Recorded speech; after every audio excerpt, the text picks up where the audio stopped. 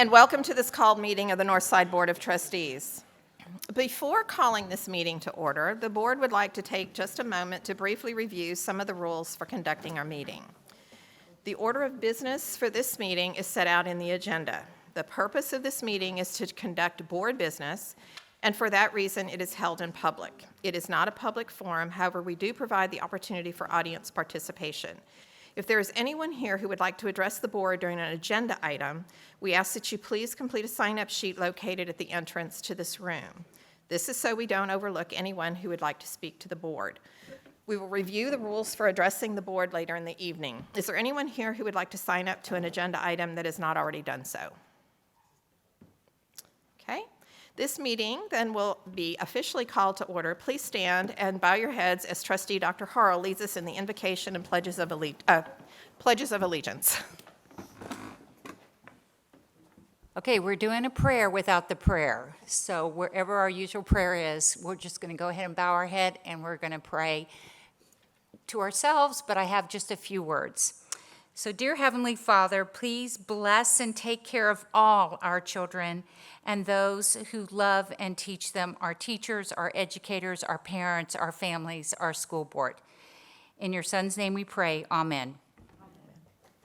I pledge allegiance to the flag of the United States of America and to the republic for which it stands, one nation, under God, indivisible, with liberty and justice for all. Honor the Texas flag. I pledge allegiance to thee, Texas, one state, under God, one and indivisible. All right, thank you, Dr. Harrell. Okay, and welcome. This is a special meeting when we have so many of you all here, and we welcome everybody here this evening. Dr. Woods, would you like to please kick us off here? Yes, ma'am. Ms. Freeman and members, we're going to go a little out of order if you're just following the agenda tonight. We're going to ask our new to Northside administrators, as well as, and in most cases, new to their position administrators, to introduce themselves. This is a tradition we try to do annually so that you can put names and faces together. At your place in the blue folder, you actually have a list of all the folks who qualified this August for this particular list to be recognized. These folks were hired, again, either new into the position from another district or more likely from within the district to a position. So as we've done most years, with the exception, I think, of 2020, we're going to ask these folks to introduce themselves. We'll just ask them to stand where they are and say a couple of things. I'll talk about more about what we want you to say in just a second. But before we do that, what we typically do is ask the members to either introduce or more likely reintroduce yourself to this group. As you can see, this is a sizable group of people this August, so we're going to ask them to be brief. But before we do that, we'll invite trustees to just briefly introduce themselves to the group, to the audience. Okay. Thank you, Dr. Woods. Dr. Harrell, would you like to start us off, please?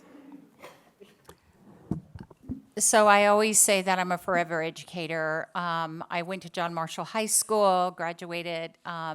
My children are graduates of O'Connor High School, and I have grandchildren now in Northside. So my day job, I work with high schools in different school districts, and I teach at UTSA. And I just welcome and thank each and every one of you for being here and being part of the Northside family. Thank you, Dr. Harrell. Mr. Medina? Thank you. My name is Joseph Medina. This is my second term. My first election was in 2015. I'm also an administrator in a neighboring school district in Southwest ISD at Scobie Middle School, which borders Northside ISD. And I have currently 2 children, 1 graduated last year, and 2 that are attending Northside schools. Thank you.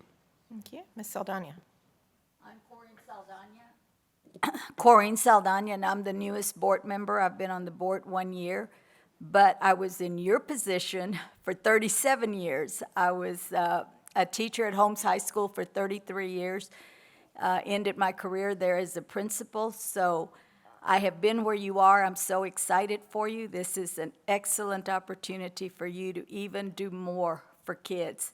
My kids are also Northside graduates, and I have a daughter who teaches in Northside at Brandeis. So we are an education family, and we are excited that you are part of us. Thank you. Mr. Lopez? Good evening. Welcome, and thank you very much. My name is Gerald Lopez. I'm a school board member. I've been a school board member for the past 7 years, and I was a vice president of the nominating committee at Carlos Kuhn Elementary PTA, so I've been involved with the community for a while. I was a former chief of staff for a city council member here in San Antonio and had the opportunity to join in 2015. I welcome you and thank you very much for what you're doing. You've got our 100% support in what you're doing for our kids. Thank you for being here. Hi, I'm Melissa Chumbley, and I'm so sorry. As you can tell, I am an extremely technology-challenged trustee. So if any of the rest of you out there are technology-challenged, I am right there with you with the new authentication and all the rest. So I feel your pain. I've been on the board for a long time, 28 years.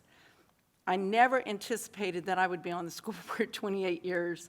But, you know, there's always something. So I know after my first term, I was going to get off. And it was like, well, we need to hire a new superintendent. And then it was, you know, we have another bond to pass. Or then it was, you know, some initiative that I was really excited about that we were going to do with our teachers and our kids. So I don't know. It's just like the years just went really quickly. And I hope that you will find that they go really quickly for you as well, because there is always something new that we need to be doing. I'm a Northside graduate. I went to Glen Oaks, Pat Neff, and Marshall High School, and then my brother graduated from Holmes. Same pattern, but he graduated from Holmes. I was in agriculture.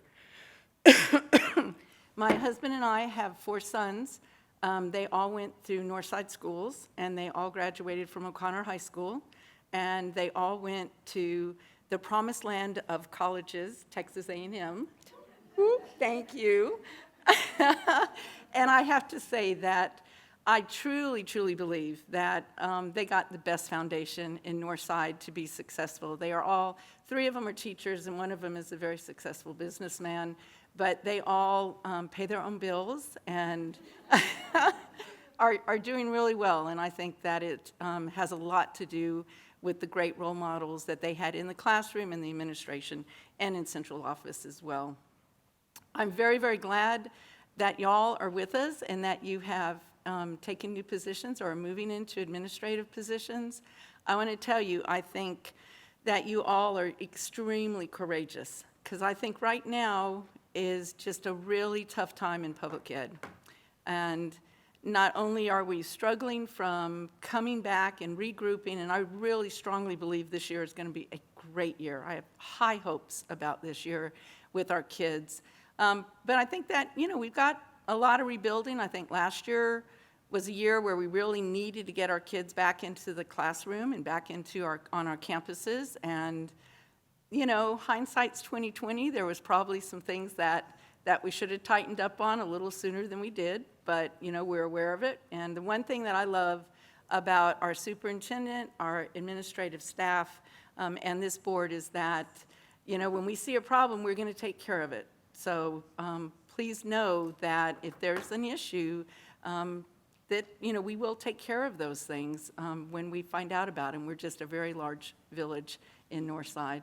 Anyway, thank you guys very much. I think that you all have earned your spot in heaven, right there along with middle school teachers as administrators. And just thank you very much for taking this role and for being such outstanding role models for our kids. Thank you. Thank you, Ms. Chumley. And Bobby Blunt, well, there are 7 of us, as many of you know, on this board. Bobby Blunt is unable to be here this evening, but he sends a very warm welcome and congratulations on your new position here in Northside. And for those of you who are new, welcome, welcome to Northside. I am Karen Freeman. This is my 7th, we always have to think about how many years we've been here. I think this is my 17th year on this board. And I, as well, had 4 children that started kindergarten here in Northside, and they all graduated from O'Connor High School. Mine all graduated from the UT system, but we have friendly rivalries here on the dais. They're gainfully employed, and I'm truly thankful for all the opportunities that they had when they were here in Northside ISD, and it helped them get a start on their life, and quite honestly, they talked to some of their teachers. Some of their teachers are still here in Northside, and they communicate with them, so I'm very proud of them for doing that. I want to brag about my fellow trustees that are here with me this evening, and of course, Bobby Blunt. You know, as every local school district is governed by locally elected trustees, and trustees is that's a very important word. It's important because it makes us responsible. We are the guardians of the public trust. And our community, if you ask anybody, their most important treasured possession is their children. And when we make decisions here on the dais, we truly consider what's in the best interest of our children. The men and women that I work with here, not only, they've told you a little bit about themselves, not only are they committed to Northside, all of them are involved in volunteer activities within the community, whether that be in church, at HOA groups, in Chamber of Commerce, and various other community groups. So I just want you to know that this is a hard-working group of people, and they do keep the best interest of the kids close to their heart. So with that, I welcome you all here, and I'm anxious to have you introduce yourselves. Someone has a mic, I assume. I don't know if you want to get this started, Dr. Woods. Yes. Please stand, too, when you... Yeah, what we're gonna do, Ms. Freeman and members and trustees, thank you for those introductions. I'm Brian Woods. I'm the superintendent. I was the superintendent. So here's what we're going to ask you to do, and this will be brief and it'll move quickly. We're just going to ask you, as Ms. Freeman indicated, to stand up so that we can actually see you, and we're going to ask you to tell us who you are. Invariably, somebody will forget. It happens every year. So try to remember, tell us actually who you are, introduce yourself, tell us what position you were in the immediate past and what position you are now in. And then one other little tidbit, and this only applies to this group. If you are an NISD grad, we are always interested in where you graduated from. So you don't tell us when, just where. All right, so we're going to get started. Jessica, if you'll kick us off. Hi, my name is Jennifer De La Rosa. I was a 5th grade teacher at McAndrew Elementary, and I am now entering my 2nd year as associate principal at McAndrew. Hi, I'm Dr. Amanda Garner-Maskill, and I was the AP at McDermott, and now I'm the principal at Meade Elementary. Hi, I'm Brooke Mallard. I was admin intern at Glen Oaks Elementary, and now I'm an associate principal at Ward. Hello, my name is Elena Solomon. I was formerly the admin intern at Meade Elementary School, and I'm now the associate principal at Valley High. Hi, I'm Jennifer Hilbrick. I was the associate principal at Boone Elementary, and now I am the proud principal of Boone Elementary. Hello, my name is Stacy Winton. I was previously the associate principal at Valley High Elementary. I'm currently the principal at Oak Hills Terrace Elementary. Hello, my name is Cindy Gibson. I was previously the associate principal at Carlos Kuhn Elementary, and I am now the principal at Los Reyes Elementary. Hi, I'm Lucy Gomez. I was formerly the associate principal at Driggers Elementary, currently the principal at Carnahan Elementary, and I graduated from John Jay High School. Hello, my name is Jessica Ruiz. I was formerly the associate principal at Leon Valley Elementary, and I'm the principal of Leon Valley, and I am a graduate of Taft High School. Hello, my name is Maria Vela. I was an admin intern at John Glenn Elementary, and I'm the associate principal at Leon Valley. Hello, my name is Chris Sandrin. I was previously the administrative intern at Boone Elementary School, and now I'm the associate principal at Rhodes Elementary. Hello, I'm Latia Bishop. I was the associate principal at Mead Ellis Elementary, and now I am the proud principal at Stubing Elementary. Hello, I'm Jessica de los Reyes. I was a full-time campus coordinator at Boone Elementary, and now I'm an associate principal since last August at Stubing Elementary. Hello, my name is Lisa Mendez, and I was formerly the associate principal at Kuntz Elementary, and now I am transitioning over to Mary Hall Elementary as their associate principal as well. Hello, I am Jen Platt. I was formerly the reading specialist at Fernandez Elementary, and as of January, I am the associate principal at Scarborough Elementary. Hi, I'm Melissa De La Garza. I was formerly a second grade classroom teacher at Powell Elementary, and I am currently the associate principal at Ott Elementary, and I graduated from O'Connor High School. Good evening, I'm Bethany Reed. I was the GT specialist at Beard, and now I am the associate principal at Beard. Hi, Jeremy Day. I was associate principal at Beard Elementary. Now I am the proud principal at Beard Elementary. Hello, my name is Paul Alvarez. I was the associate principal at Dr. Joe Ward Elementary School, and now I'm the proud principal at Powell Elementary. Hello, I'm Michelle Bunn. I was formerly the student services facilitator at Rawlinson Middle School, and now I'm the associate principal at Kuntz Elementary. Hello, I am Laura Galindo. I was the admin intern at Cable Elementary. I'm now the associate principal at Cable, and I'm a Northside graduate of Communication Arts Magnet School. Hello, I'm Candace Maldonado. I was formerly the associate principal at Valley High Elementary, and now I'm the principal at Meadow Village Elementary. Howdy, my name is Roxana Olvera. I was formerly the associate principal at Cable Elementary, and now I'm the proud principal at Knowlton Elementary.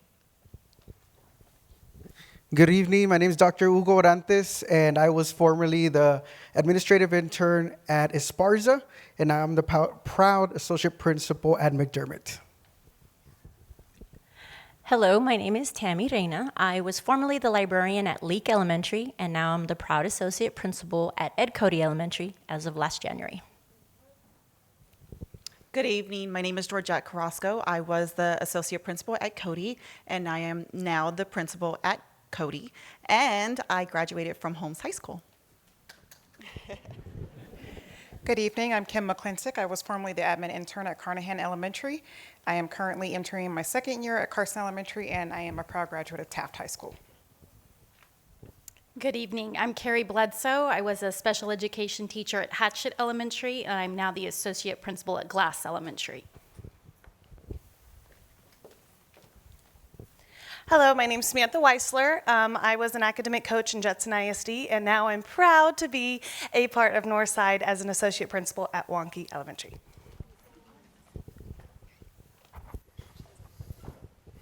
Hi. All right, 1 second.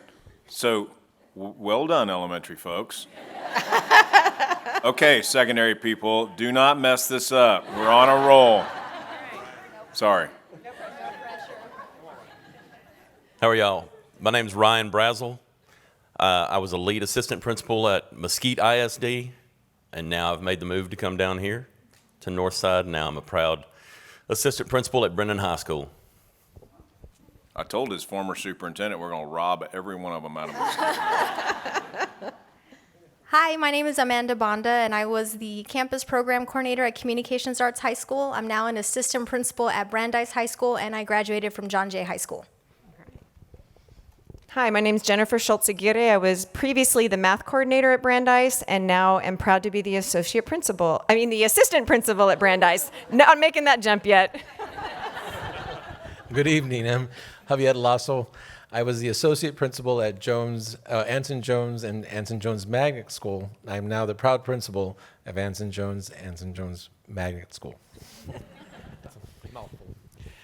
I'm Dave Johnston. I was an instructional support teacher with the middle school math curriculum office, specializing in special education, and I'm now the director at Jones STEM Magnet School. Hello, I'm Aaron Logan, formerly special education teacher and assistant boys basketball coach at Stevens High School. I'm now a proud Brendan Bear, assistant principal. You did it. Hi, I'm Jennifer Torres. I was formerly a student success advisor at Harlan High School. I am now an assistant principal at Brennan High School and a proud graduate of Communications Arts High School. What a great evening. I'm Kimberly Hilaire Silvis, formerly admin intern at Stevens High School, currently very proud assistant principal at Brennan High School. Hi, I'm Tiffany Burrell, and I was also an admin intern at Stevens High School, and I'll be entering my second year as an assistant principal at Stevens High School. Hello, I'm Jack McCafferty, formerly a history teacher at Marshall High School, and I'm now one of the assistant principals at O'Connor. Hello, I'm Jessica Lane, and I was the English coordinator at Marshall High School and now the assistant principal at Marshall High School. Hi, I'm Tricia Gutierrez. I'm formerly the academic dean at Marshall High School and currently the associate principal at Marshall High School. Hello, I'm Bernadette Gonzalez. I was formerly the Title I program coordinator at John Jay High School, and now I'm the academic dean at Warren and CCA High School. Yes, my name is Adrian Gonzalez. I was formerly an assistant principal at Warren High School, and now I'm entering my second year as the associate principal at Marshall Lawn Medical Services Magnet School. Good evening. I'm Moises Ochoa. I was the academic dean at Luna Middle School, and I'm the associate principal at Luna Middle School. Good evening. I'm Karen Avila. I'm the former associate principal of Bernal Middle School and now the proud academic dean of Luna Middle School.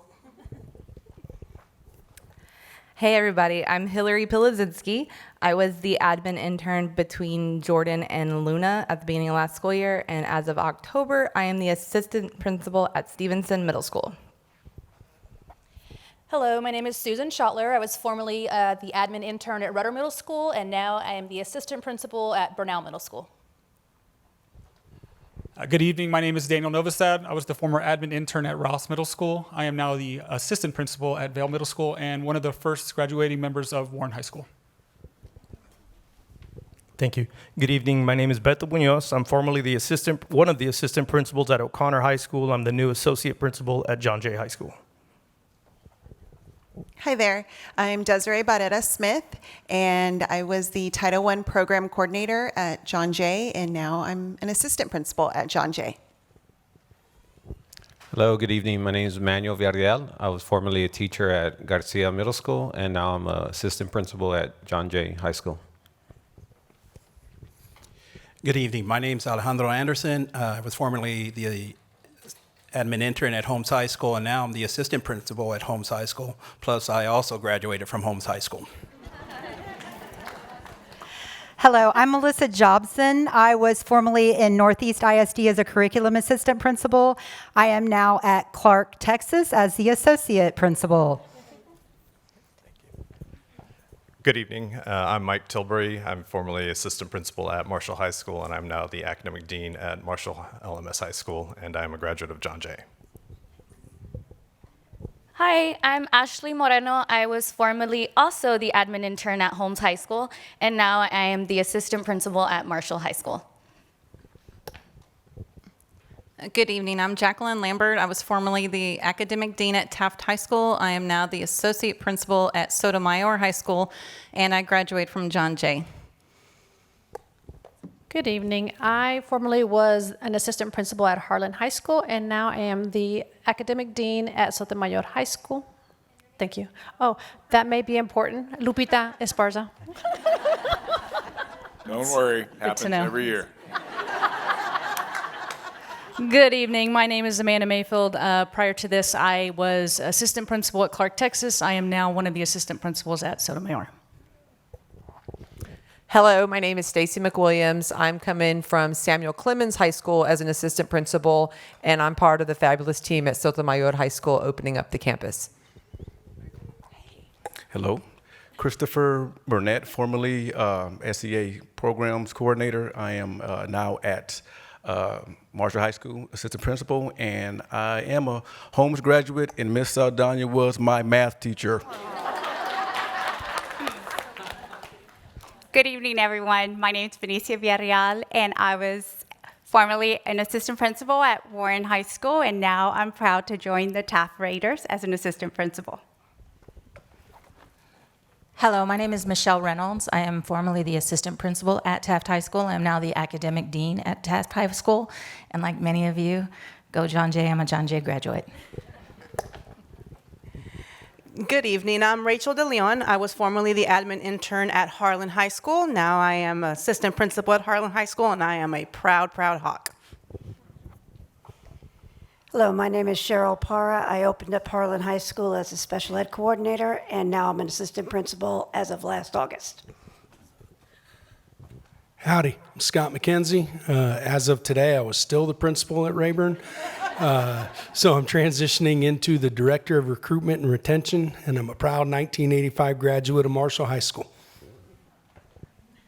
Good evening, I'm Susan Cleveland. I am, like Scott, I'm the current principal of Marshall High School, and I will be moving into the Director of Research and Development shortly. Hi, I'm Kittia Johnson. I am the former principal at Ed Cody Elementary, and I am delighted to be the Director of Auxiliary Classified and Substitutes and Human Resources. Good evening. I'm Heidi Belson, and I formerly was an assistant principal at Temple High School in Temple ISD, and I'm currently proud to be an assistant principal in Clark, Texas. Hello, I'm Ben Muir. I was part of the A team as an executive director for elementary administration, and I am now currently the assistant superintendent for HR. Good evening, I'm Andy Sosa. I was the principal at Carnahan Elementary, and now I'm the executive director of elementary administration.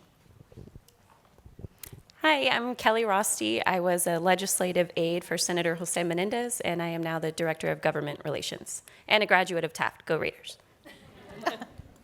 Well done, folks. So interesting.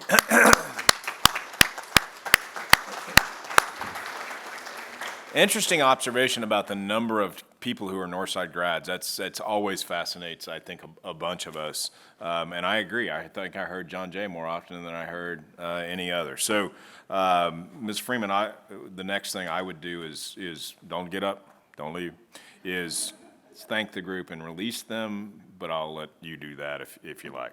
And you're welcome to stay for the rest of the meeting. So thank you, Dr. Woods. Did anybody tally all of our Northside grads? Yes. How many? I'm sure the math 16. 16? All right. I had to ask. So I hope there's so many smiles here and there's so much energy in this room. I hope that carries you to the end of this school year. And if we gathered you all back, hopefully you still have all that energy and all that happiness. And we wish you a lot of success this school year. And thank you for accepting your position. And generally, it'll probably be more work. We appreciate you. Thank you.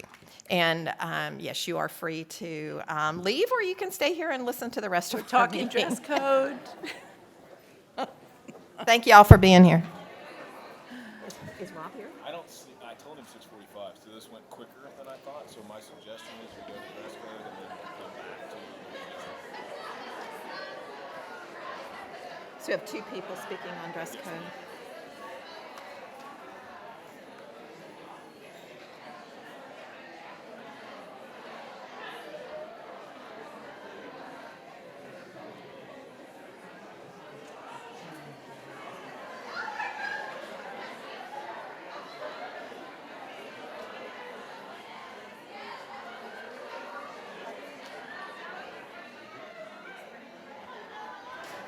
They do. Everybody looks so happy. Huh?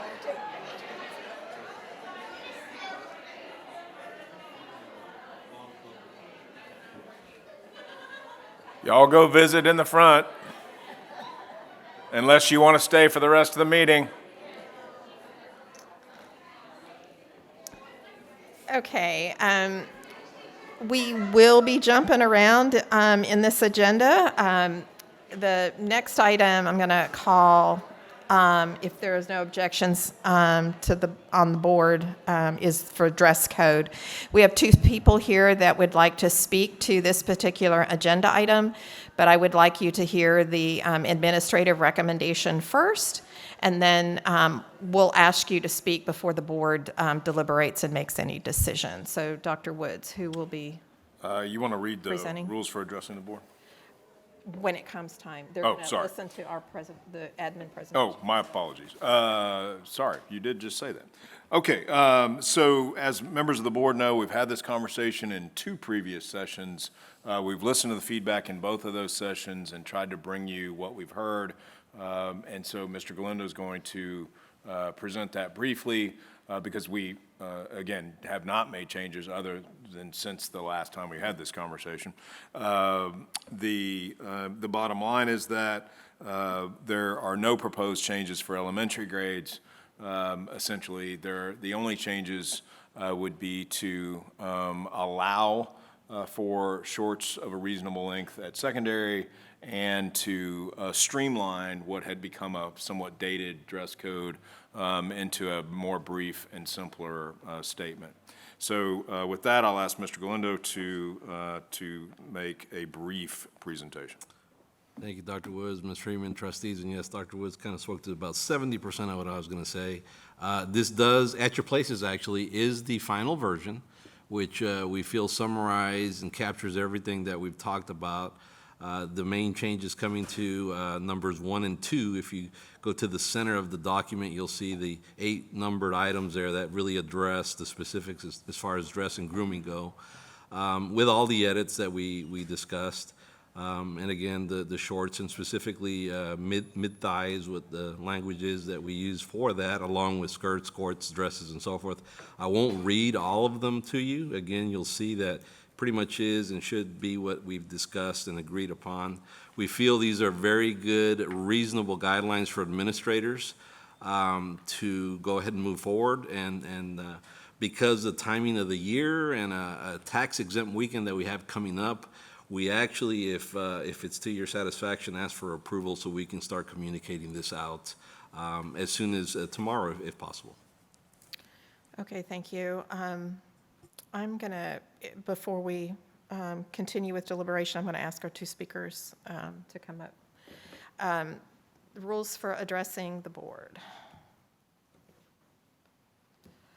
We value your opinion and we listen to what you have to say, although we are restrained by law from taking any action. We ask that you address your remarks to the board, confine your remarks to a North Side policy or practice, limit your remarks to 3 minutes. At 2 minutes, our board secretary, Ms. Saldana, will hold up the yellow card. And then at 3 minutes, she will hold up the red card. And we ask that at this point in time that you wrap up your remarks. Please do not make any attacks on individuals.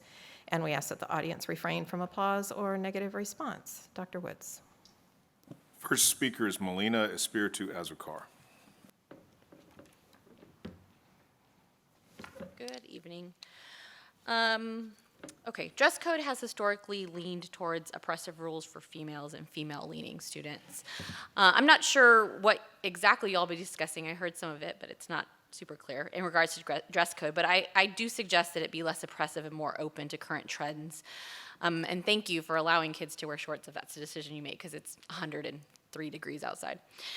You all know that I taught in the district and in other districts across San Antonio, and as long as students were listening and learning and engaged in my lesson, I welcomed them into my classroom no matter what they wore. The idea that something they wore would make it harder for them to learn is just untrue. If students are in our classrooms, if they're engaged in their learning, then whether or not they wear shorts or tank tops or a skirt should just really not matter. Dress code must stop being a punitive issue in our schools. No student should be sit in ISS or be out of a classroom for what they arrived to school or what they're wearing when they arrived to school, including the shoes on their feet.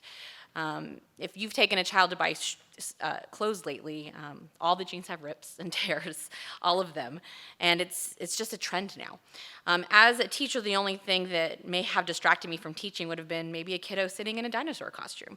But short, sleeveless shirts and dresses more than 4 inches above the knee just don't distract from learning.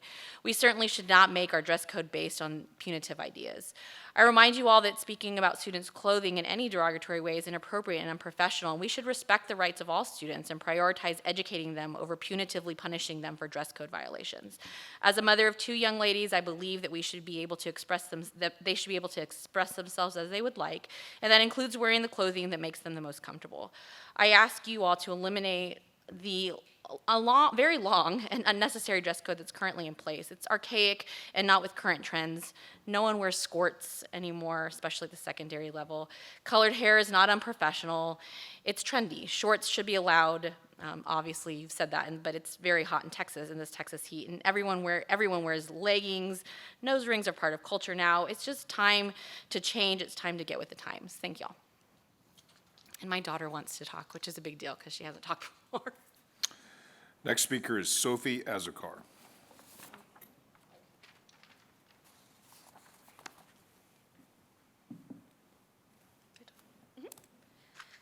Good evening. My name is Sophie Azkar. I attend Jefferson Middle School and I'm 12 years old. I'm going to give a speech about how I think dress code is ridiculous and only targets girls. I think that it's unfair that I have to cover my legs and shoulders just because I'm distracting. This is my body. I was born to do what I want and wear what I want because this body is mine. And it's not my fault that some boys can't help but stare. Why do girls have to suffer from certain boys' decisions? It's not our fault. So our body shouldn't have to suffer for it. Some girls want to wear crop tops and ripped jeans and tank tops and shorts because that's the new style these days. We don't want to look like old potatoes. We're always being told to wear baggy clothes and cover up. Is there really a problem with girls being free to wear what they want? Because if I'm being perfectly honest, I've seen plenty of boys wearing tank tops who go through the whole day without being dress coded. So why is it when us girls wear tank tops and go through the whole day, we get dress coded? It's completely sexist and unfair. I'm sick of having to cover up. I want to wear my ripped jeans and crop tops to school. I want to look and feel confident in what I'm wearing to school. I want to wear what I want instead of other people who have no right in telling me what belongs on my body. The only thing that belongs on my body is my clothes, the clothes I like and the clothes I choose. I want dress code to change so girls can finally have the justice we deserve. Thank you. Okay. Does the board have any questions for Mr. Galindo, considering that you have the dress code in front of you? Yes, Dr. Harrell? So just real quick, on number, I had like 2 or 3 questions. Hair must be neat and clean. Unconventional hairstyles that distract from teaching and learning will be prohibited. So if I wanted to come with a rainbow hair, I'm still okay, as long as it's not taking away from learning. That is correct, and as we have listed on there, administrators will have that final decision based on the interaction with other students. Gotcha. And then when we were talking about body piercing, and of course, you know, my memory, I don't remember what I ate yesterday, and I love to eat. But I thought we kind of left body piercing, that it would be that last sentence, any piercing that distracts the teaching and learning environment will be prohibited. But like if I had a nose ring, it's okay, it's not distracting. That's correct. Okay, but then now, so this is where I'm confused then. Body piercing jewelry is prohibited except for rings, studs, or other traditional jewelry. So I could still have that in my nose, right? Because it's a ring. A stud or a ring? Yes, a stud or a ring, or, so my nose is okay. My Yes. ear's okay. My lips are okay. But tongue rings, tongue studs, or ear gauges will be prohibited. I don't remember talking about that because I'm not sure how that distracts from teaching and learning. So maybe my fellow trustees remember our discussion, but I don't remember, Ray, I'm sorry. That's okay. Well, I'll defer to your colleagues unless you want to comment. Well, the way I recall it is we felt like there needed to be some level of standard, and otherwise there would essentially be none. That's the way I recall it. And The help me concern that I've understand got, I think, is if we rewrite this tonight from the dais, that could take, one, a very long time. I guess the concern I've got is that I think this incorporates the feedback that we've heard. So I guess if, Dr. Harrell, with your permission, if we could just get this is what I'd like to see, then if we can get consensus, we can kind of move this thing along and communicate it, because I am concerned about getting this communicated ASAP so that if folks want to adjust, what kids are wearing, they have that opportunity to do so. Carol, what I remember is that we talked quite a bit about that, and that we were taking it out, but were asked to leave it in, that it still had, the feeling was that it is something that should still be in there and be necessary for our administrative teams. That's what I remember, if anyone else As I remembers recall, that differently. we talked about that, but we also said that we have the statement that if it's distracting, so in other words, if someone comes in with 20 piercings and rings, and that would be distracting. So I think that that's what we said, that we have it in there because we know that a lot of the kids are wearing the little piercings or little studs, but we said that we don't want them all over the eyebrows and face and what have you, that would be distracting. And it'd be distracting to whom? The Then teachers, that would the be prohibited, students? and the teacher would have to deal with, the student would have to deal with an administrator. I don't remember the I don't remember conversation. that part, but I don't remember it being distracting. I think we were just saying that it was something that it was a trend, or it was something that they were doing. And it went along the lines with tattoos and earrings. But remember I wasn't that- sure if we were going to approve that or not. So Remember that I I'm kinda having brought a hard up. time with that one. I brought up the question that if we don't put in the ear jewelry that is worn in the ear, that we could have students wear 15 or 20 piercings all over their face. And that's when we said, okay, that would be distracting, because I brought up the issue about if we leave it the way it is, we're not saying that it has to be in the ear, that the piercing has to be in the ear, so that they could have piercings wherever they want it. Wasn't that referring to the nose? I thought it was referring to the nose Yes, piercing. and that was I why remember that. I brought up the fact that the way it's written here, body piercing except for ring studs or other traditional jewelry, and we said if we leave it without putting normally worn in the ear, then they were going to put it all over their face. And we said if that became an issue, then we would have to deal with that later on.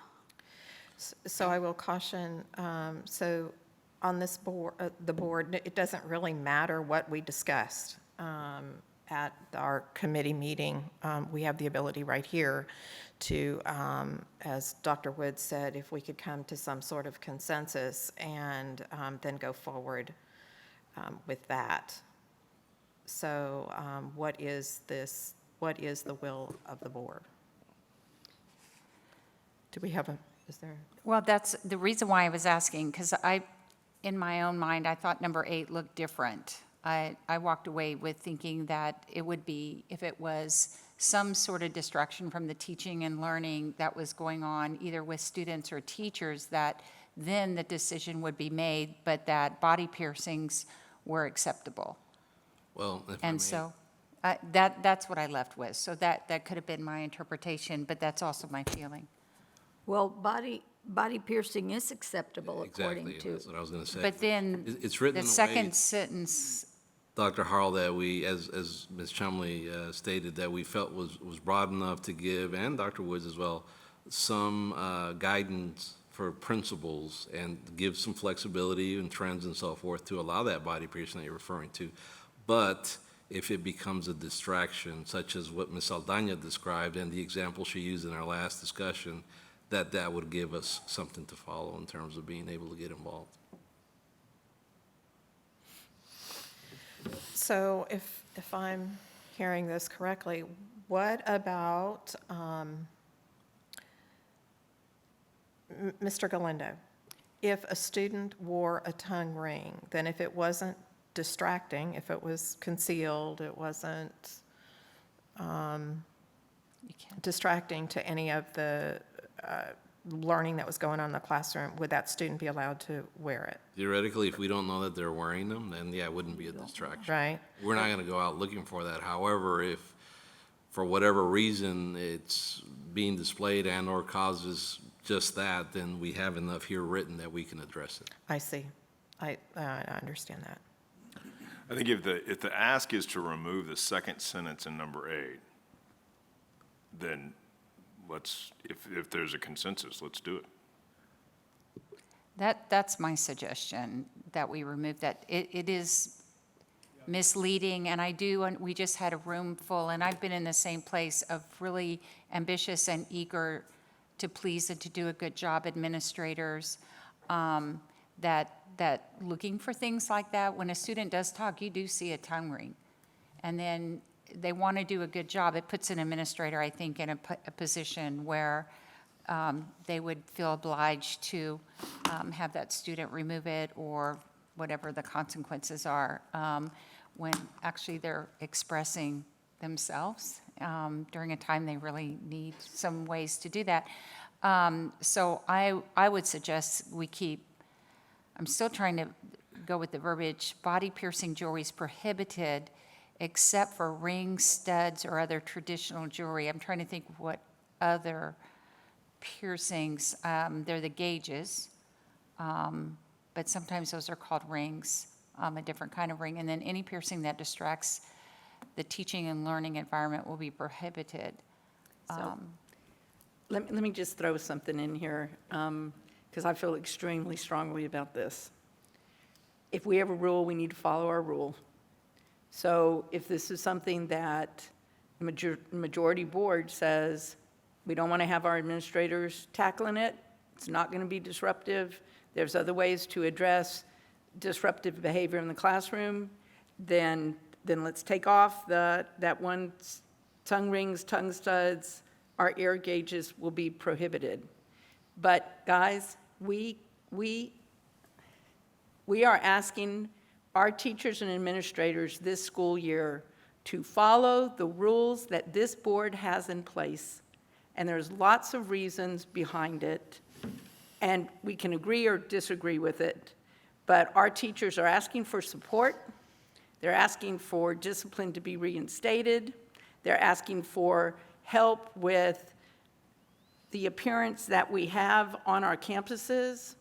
And I very strongly feel that they need to be accountable for that.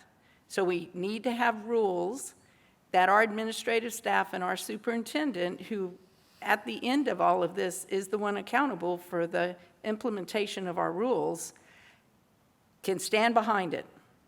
So if we don't want new administrators worrying about a kid having a tongue ring, then let's take that part out, because we need to have rules that can be applied and that can be followed. There's no purpose in having a rule if it's not going to be followed. So that's just my feeling. I thought the conversation was that administratively, as administrators, there was a feeling that it could be helpful to administrators, but if we're concerned because we're saying this is not something we want them spending a lot of time on, worrying about if a child has a tongue stud, unless it becomes distractive in the classroom, then I think we have other ways to deal with it. So let's just take, if we have consensus, let's take that second sentence out.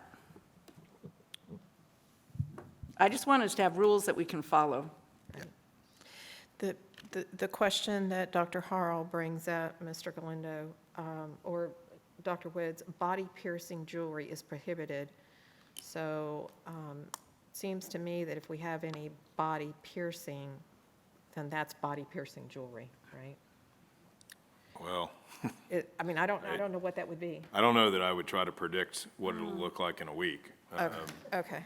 I think what I'm hearing is that if we want to take out the second sentence, if that removes some concerns, we would be comfortable with it as it would then exist. Okay.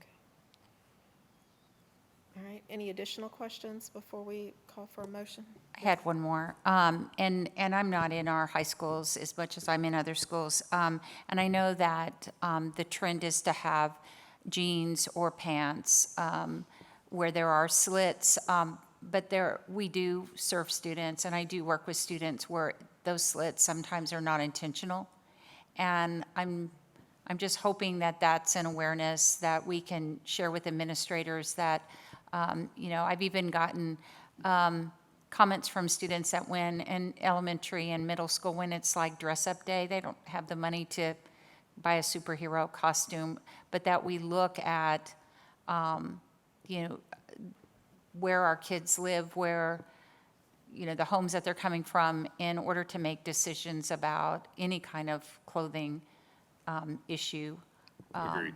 Yeah, we agree. And that was discussed, Dr. Harrell. That will be obviously taken into consideration.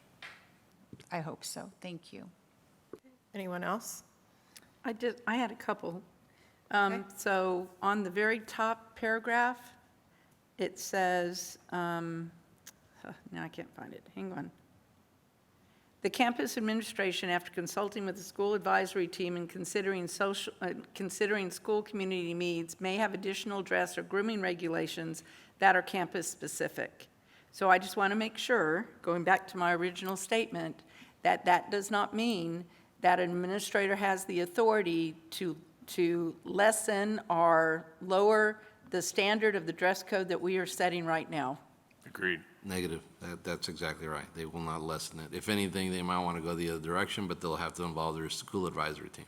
Okay, but that because we had a previous conversation where some of our administrative team thought that that meant that they could set their own dress code on their campuses. And so this, to me, is we are resetting, and everyone is going to be on the same board here on what our expectation is. Right, minimum standard, right. Okay. On CTE classes, there are some CTE classes that have some really specific safety guidelines, OSHA requirements, and so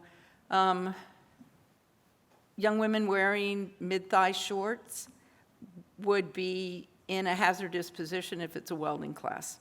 Agreed. So my understanding is then that in those CTE classes, the teachers have the authority to say, keep a pair of jeans in your locker for when we're welding, put on a long sleeve shirt, which I know that they do that for boys and girls right now. So that.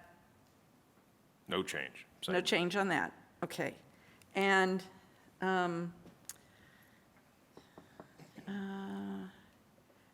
Ray, should we just clean up number 2 where it says there should not be or cut a slit in the clothing that extends above the knee area to mid-thigh? Because that's what we're talking about on this, isn't it?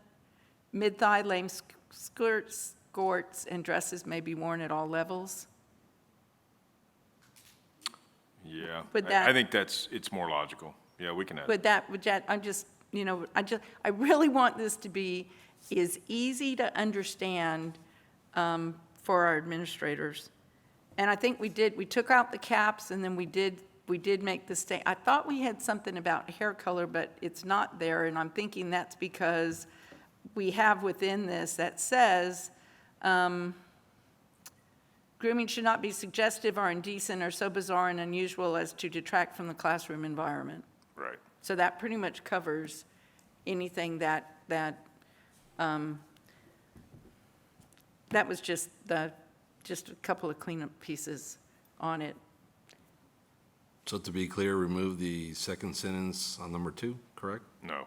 No. Number 8. So the two changes that that I've heard suggested as of this conversation are, in number 2, where it talks about pant length and so forth, we would add a phrase to the second sentence that would suggest, in concert with the mid-thigh length shorts, that a cut or slit in the clothing that extends above the mid-thigh area to be consistent. Okay. So that was one suggested change. The other one was the one that Dr. Harrell recommended around striking the second sentence in number 8 that talks specifically about tongue rings, studs, and so forth. Okay. Those are the 2 that I've heard. Okay, any other questions or comments? No, but I did find skirts for my granddaughter who's elementary. Yeah. Yes, There are I meant to bring them to show whoever had a question what skirts were. I think was it you, Joseph? Your father's voice? Joseph or Gerald? Maybe neat. in I 2 never weeks. knew what that looked What like. is it? Yeah. Maybe we can have some They're show and like tell. tennis All right. skirts. All right. Is there a So motion? what are the next steps in relation to this being given to our administrators? And, and I completely have faith, Dr. Woods and you and Mr. Galindo, as to the implementation of the dress code and the changes that we are looking to see over the course of this next year. And I'm really hoping that our teachers will see this and understand it as we are hearing their voice and what they're saying, and we are trying to shore up where they felt that they have not been supported. And so when will it go out, and who will it go to, and when will it be discussed to our administrative teams? So the answer to the question about when is tomorrow. Assuming the board takes action tonight, this needs to go out to administrators tomorrow so that they can discuss it as folks come back to campus, and it needs to go out to parents as well. So we're prepared to do that as soon as the board's ready to take action. Yeah, I move approval of the dress code as changed in this meeting. Second. Okay, so we have a motion and a second, and as I understand it, we are approving what we have before us except for the changes in number 2 and number 8 as we discussed. Is that correct? It's my understanding. All right, any further discussion? Dr. Woods, when you all, whether it's you or Mr. Galindo or Mr. Daniels, when y'all meet with the principals, can you tell them that we really have heard the parents and the kids, and we want them to wear the shorts if they're comfortable, but we don't want Daisy Dukes. We don't want shorts. It has to be at least a 5-inch, and Mid-thigh. and we're willing to do this, but if it's going to be completely out of hand, then we may come back next year and take it out. Agreed. Because, we want the kids to be comfortable. That's what this is all about. And we've given in, I think, a whole lot to the parents and the students and the faculty, but we want it to be enforced, that we don't want the short shorts on the campuses. Thank you. We'll make that very clear, Ms. Aldana. All right, we have a motion and a second on the floor. All those in favor, please signify by saying aye. Aye. All those opposed, same sign. Ayes have it and motion carries. And thank y'all for putting this together. I know we had talked about it before, and I'm really happy that we can bring this to our community as soon as we can, or tomorrow. All right, next item on the agenda is redistricting. Dr. Wood? That, Mr. Decker, has arrived, and we're going to move to this item. We're trying to take the next step in the redistricting conversation. So because it's been a little while since we talked about this topic, I asked Mr. Decker to go back and just hit the highlights on some things that were covered in the past, the last time we had a conversation about redistricting, and then try to carry us forward into our next step. Assuming we can get tonight a conversation about this next step, then we're prepared to share a draft of maps with the board and begin that conversation late this month in our regular board meeting. And So before we get started, though, what we're looking for tonight, because this is for possible approval, we're looking for steps regarding public input, yes, ma'am. That is our goal public for the evening. participation in the process. Yes, ma'am. Hey, welcome, Mr. Decker. Thank you. Excuse me, didn't realize it was that loud. So again, I am going to go super fast, and the conversation will be as discussing as much as you want to, but my presentation piece is going to be real fast. So I'm going to run through the slides real fast. If we can go to the next slide, please. Just as a reminder, why are we talking redistricting? Well, every 10 years when the census dictates, data indicates that we have a 10% deviation between the highest population single member district and the lowest, then we are going to have to do redistricting. We are, one, delayed, and two, you all also in your cycle are one of the last groups that does this. So lots of people have already done the redistricting because they had either May elections a year ago, November elections last November, and then, or excuse me, coming up in November, I apologize, and then you all are the last of the groupings of people, not alone, but the last of groupings of people who your first election post-census data is next May. So we still have the time to deal with it. So again, we're doing it on the 2020 data. It feels like we're late, but the truth of the matter is this is about when you did it 10 years ago. So we're not really that late. Just real quick, just so you can see, here's what your current map looks like. That is under the 2020 census block, but it is the current map, and so I just say those two words together because somebody may see a little squiggle that looks a little bit different. That's simply because a census block changed. It's not because the map is supposed to look any different. I don't think it's any different. I looked pretty closely, and it's pretty much the same. So that's just for your eyes to just kind of get it. The next slide is the important one, where we start talking about what were the numbers. So you can see in 2010, and I'm going to have to get out my glasses because it's got really small on my page. In 2010, what we had is single member district 2 and single member district 3 were the deviation. And that deviation at that time was only, sorry, I'm trying to find it on here. 5% deviation. So that's why you were fine. Again, that's what we were. That's where we were in 2010 when you did the redistricting. That's where your numbers were. So that's all well and good. So then we go to the next slide, and here's where the roof falls down on us. So here is the same lines, but here's our new numbers. And so now what you see, of no surprise to probably any of you, is that we have single member district 4, which has gotten quite large, and then single member district 3, which is the smallest in population. And so you see that deviation is now, 77%. So not quite 10%. And so what does that mean? That means, guess what? You got to do redistricting. So that's all that means. That's in essence what the numbers showed us. There's zero surprise to us. Those of you all have been on the board and done this before, I'm sure have zero shock that you're doing it again. Literally every single district that is a single member district, no matter how big or how small in and around San Antonio, got to redistrict this go round. So just kind of the important dates. What do we need to be paying attention to? As I said, your May election is May 6th of 2023. That's the first election when your trustee positions are up following the census. So what does that mean? February 17th is the last date to file. The state deadline for redistricting is that February 5th, so that's theoretically the deadline by which we have to have the map done, but the reality is your first date that somebody can file a name on the ballot is January 18th.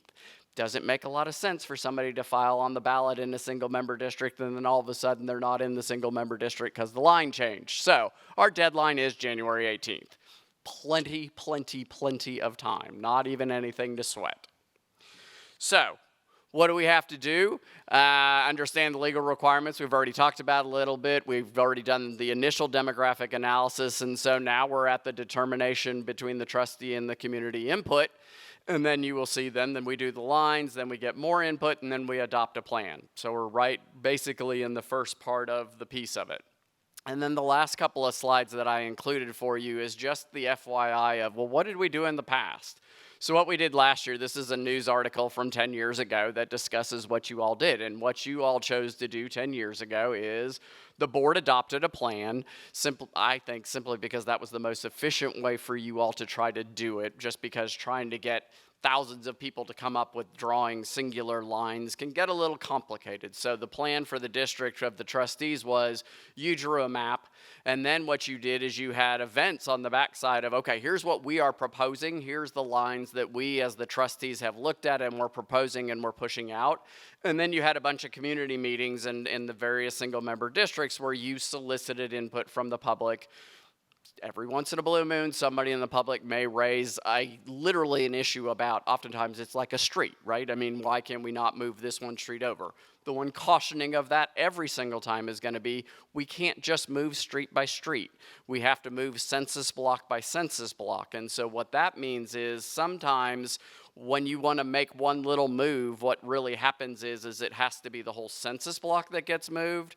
And so instead of only changing 10 houses, you end up changing 150 houses and you throw off all the numbers.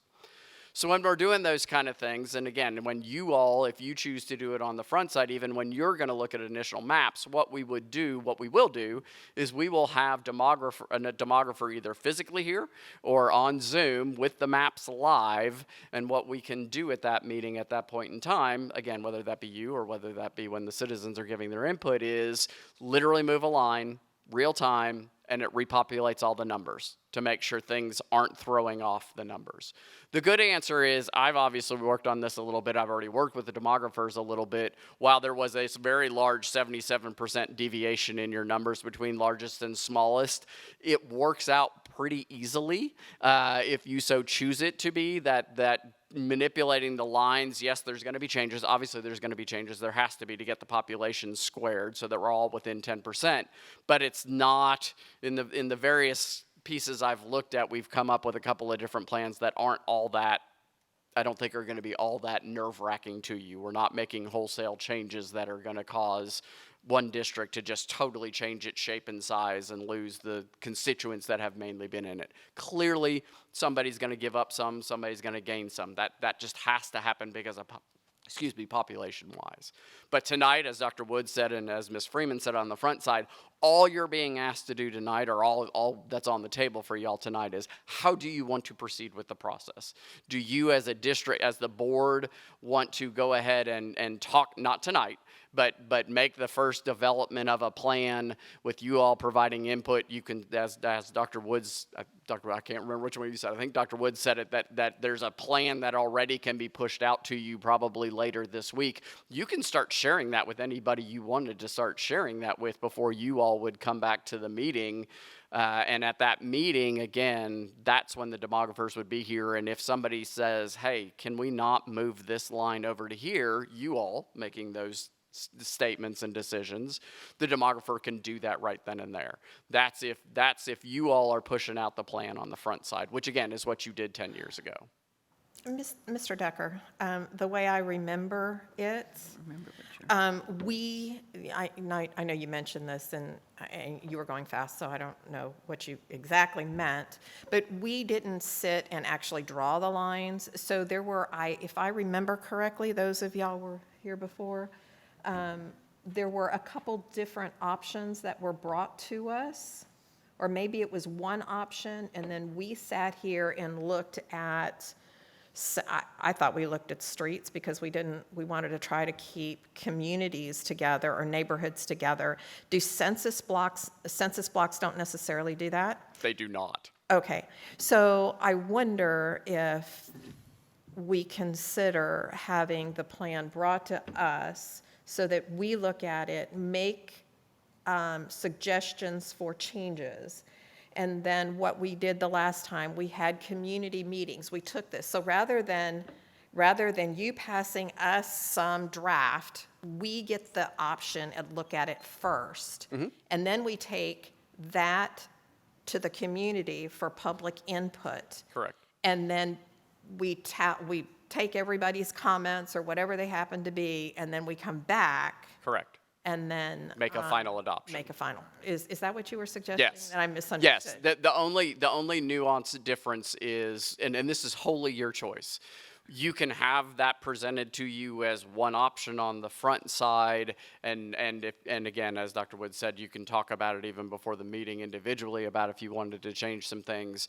What the process allows now, and what the nice thing is now with the demographers having everything basically online, is that they can also be at that very first meeting with you. And so when you say, hey, can we, this neighborhood, gosh darn it, I'd love to see that over into this other district. And they can literally right then and there do it. And you can all see right then and there whether that number is going to work or not. So either option works. Again, the plan is you will get the initial, what the demographers just threw together who don't know your district, right? They're just doing it cold off of the numbers, and here's our idea of something that works. Yeah. Presenting it to y'all, and then you, the board, takes that information, and if there's something that you didn't like as the board, and can say, okay, let's shift this before we even push it out to the community. Okay, Rob, I don't think you were here with us, right, when we did this the last time? I was with the firm, but I was not here doing it with you. That's correct. So you're missing a step. We didn't have a demographer that just, not knowing anything about the district or about our districts, just came up and said, let's move this 30,000 here and this 20. We didn't have that. We had input into what the specifics and the community feel of our single-member districts. And I didn't mean to imply you wouldn't now. Then the demographer took that information and came up with the first blush that came back to us. And within that first conversation, the demographer was here and did okay, so Ms. Chumley, knowing your Leon Valley city, Leon Valley likes to vote in a block together. They don't like to be split. Recognizing that, or I don't want to have streets that are split, which I've had before, where my neighbors across the street can't vote in the single-member district that their neighbors right across the street can vote in. So there's some specific, we had that specific kind of conversation, kind of about like what Karen was saying about splitting communities, which is some of the things, a lot of it kind of goes into the discussions we have with communities when we're talking about boundary changes. Right. On that. And so that's the only piece, is that we didn't just have a demographer that knows nothing about us or what we feel about the single-member district process to just come up and say, hey, here's a first plan, and then y'all look at it and think about, how you feel. And that's not what we did. Okay. We had input into that first blush of what these boundaries would look like. The demographer had our input into that. So and they were there, and they did exactly what you said. And the other thing too, I really don't prefer to do that on Zoom. I would really like to have the demographer here. Yep. And what they did is exactly what you said. They said, okay, we can't split this community, so what does it look like? And then they did that, and then all the numbers went correct, and showed each piece. That's the only thing, Karen, is I'm just not sure that I'm comfortable with the demographer just saying we need to move 30,000 people here. If that's it, let's move that neighborhood. And then it comes to us, because then is where you have the concern of what does it look like I'm trying to do with my district. And we've never had anyone accuse us of doing anything like that. So I just think having that conversation up front is a better process. And then I like the process of, once that first design or that first redistricting looks good, looks acceptable. Now let's go out to our community and explain why this had to be done and get their input. And then if there's changes that our community is telling us we need to make, then we come back and we make those changes. So if I'm understanding, are you asking to have 2 meetings with maps before you push it out to the community? Yes. Okay. May I make a suggestion, though? I think it would. Well, So not necessarily. I don't particularly think we have to have it in 2. You could do it in. I think we can do it here right now. If there are We can do it in one some meeting. things regarding, what Mr. Decker said, though, was that we can't help.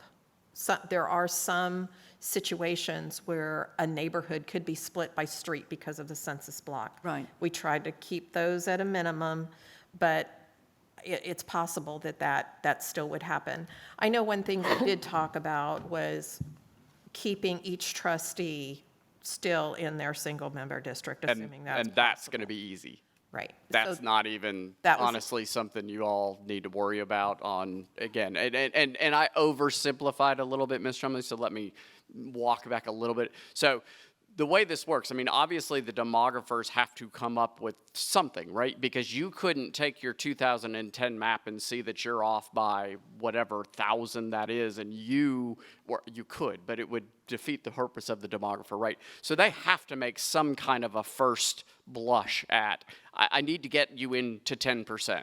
Right. And so what they do is and to be fair, so I mean, again, this isn't a glass room. I mean, there've been conversations. I've had conversations. I know your district. We've had conversations. And so there have been some educated conversations with the demographers, so that what they have done at this point is there is a plan that, again, that will be passed to y'all on the backside of this, that yes, they did it. Yes, it meets the number standards. But yes, we also said, hey, you know what? Why don't we look at, a little shift here and a little shift there, already knowing, some of the general issues of who Northside is and communities that do tend to go together that maybe aren't as tied together. So that was already somewhat done. But again, I'm not going to make any claim, because I absolutely don't want to, nor do the demographers want to make the claim of, hey, this is the map that you all should select. It is, this map works. Now you all tell us, you, the board, okay, where are the nuances, just like you're speaking of. So normally how this is what this would be is we would push out the map, as Dr. Wood said, that you all will see for the next, 2 weeks or week and a half, 2.5 weeks. I can't remember which the dates were. You can then give feedback prior to the meeting individually, not as don't talk amongst yourselves, right? We're not going to have a walking quorum. That's not what I'm suggesting. But you individually can provide some feedback to Dr. Woods about your single-member district and say, hey, I saw this little line. You might want to think about maybe before we even have the discussion, let's maybe already start talking about maybe moving this line here or there. And then when the next meeting is, assuming you all are making that selection, that you're making the first, this is the map we want to push out to the public, at that meeting, the demographer can be there. They don't have to be there. I would highly recommend that they're there, because if they're there, what you can do is get to the final map that you're comfortable with that night. Again, you're not approving it as in, this is the final single-member district, and if I've said anything that caused any of you that concern, I apologize. I didn't mean to imply that. You are approving the draft at the next meeting that you're going to push out to the public, and then have the public meetings where we're like, okay, we tried this. We've looked at it. We know we don't know everything. Community, if you have some input for us, please come talk to us about this, and we'll bring this back. And then you will have another board meeting, depending on what those conversations are. We can have the demographers here or not, right? It just depends how much nuance is potentially going to be changed.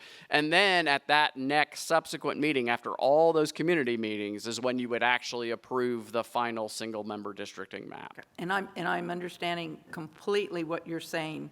And what I'm saying is I don't like that process. Okay. That first blush that they put out, I want to have them looking at that and establishing that with some specific guidelines in relation to our single-member districts. And so I'll use one that's easy for all of us.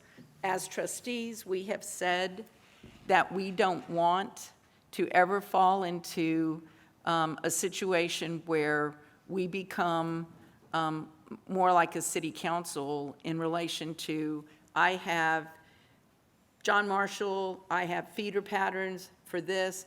This is mine. So all I'm going to worry about is mine. We have never done that. We have always said we have multiple interests in high schools and feeder patterns in our single-member districts because that is how we are elected, but that is not how we act as a governance team. So that's one thing. I know that the trustee who's, I'm trying to think what district is Health Careers, has always said, you know, we need to be careful about that. I know that I have already made the comment, Leon Valley votes as a community. We are a community, and I don't want to see a plan come that has Leon Valley split. I think there's other communities that we all know of that feel that way as well. And so I would like to have, because Rob, what I'm uncomfortable with is your demographers come up with a plan and they bring it and I'm going, wait a minute, you're not going to do that.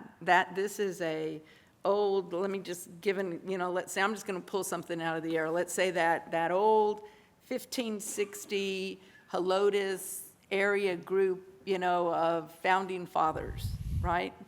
They're not going to want this. They're not going to like this if we're splitting them down the middle. So, but that's the plan that's presented. So now I, as a trustee, I have to go say, wait a minute, that's not going to work. Well, now I'm having to defend why I'm saying that, because what I don't want is someone to say that I'm trying to, what is that word? Gerrymander my district. So I would prefer to have the input at the beginning when the demographer is looking. Now, the demographer can very easily say, Mrs. Chumley, I understand, but we have to move in a block, a census block, and this is the only way to do that. Otherwise, you will disrupt the numbers in single-member district, 5, that we don't have to make any changes in. That's the conversation, Rob. I'm just more comfortable having that as the demographer is establishing that first blush, that first plan. Okay. So I don't know how everybody else feels, but that's. So as I remember, when we talked about it, we set some guidelines, and like at this meeting, like keeping our communities, our cities together, whether it be Helotes, whether it be Chavano, whether it be Leon Valley, Leon Springs, as much as we can to keep them together. And that just seems to make some common sense. And that we keep trustees in single-member districts. But I think we can do that now. Is there anything else that we could perhaps give some sort of direction to the demographer? Mr. Lopez. Yeah, so Dan, I have a question, and this is going back to the presentation, or going back to what you were saying when we talk about redoing districts. Sure, we look at census data, right? We look at the census, which is all the races, things like that, right? The percent change that it's made, right? And then we come up with a number and it says, hey, this is, percent-wise, this is how much you've changed. So when we look at census and we look at how they've grown, one of the other factors that we look at are precincts, am I correct? When we look at voting districts, when we look at precincts, you have to look at precincts specifically because that census data could encompass how many precincts, do you know? We do not, as a school district, have to encompass the voting precincts for other electoral pieces in your single member. Well, we're voted by precincts. If you're talking about your single member Yeah, our district. single member precincts, yes. So Okay. let's say I have 26 precincts that I'm elected by, right? And I don't know the amount of, Right. how many census tracts are in there. Do we not look specifically at precincts? We do not. Why is that? I mean, they can. It is not one of the items that you are required to look at when you are doing the redistricting for the school district. So when you look at precincts and you're looking at what, when I'm looking at being elected, right? And I got all the communities of interest and I got all of that, but then how would the neighborhood know what precinct they're going to vote in? Are we not changing precincts then by census data? You're not. We're not. Again, the precincts are set through the city Right. and other entities. But- So, I mean, the precinct very well may change because the city changed Right. theirs. So we won't lose, so I won't lose a precinct? You could. Okay. Just, But is that going to be because of a census tract? it's going, yes, if a line changed and/or if the precinct changed out from under you the other direction too. Which is my point. So I may end up with 26 precincts, right? Let's say I'm elected by 26 precincts, but the census data changes, and so that says, hey, you know what? 2180, I'm just throwing a number, 2188, that census tract grew. So you know what? We may have to move that into your precinct, into your area, and then that means you've grown. Then that means my precinct has grown, my district has grown by a certain amount. So it's very challenging to try to find that fine line, right, where we're getting to the minimum, to the number of specifically, right, within 5%, 10%. I think that's going to be a challenge. And what happens is, when you try dictating when we come up with maps like this, it's always important to me, which is what I'm advocating for next, is one, I think we need to look at the census, we need to also look at precincts. How many precincts will I have, and how many will I lose or will I gain, right? Two, I think it's important to have the body, have the public input in the beginning, because when they're involved in the process, when they're involved in the beginning part of this process, they're not going to feel like, hey, you gerrymandered. You're including them in the process. So that's one of the things that I would like to ask, is that what I was asking when we first had this, is that if we could appoint individuals to a body, it could even be the Northside Boundary Committee, have them review it, have them look at the maps, have them talk about it, and then present it and go to the public, and then come back and make a presentation, first blush, this is what we heard, right? That way, we can keep a certain sense of closeness. I mean, it's more for the public to keep a certain sense of openness, right?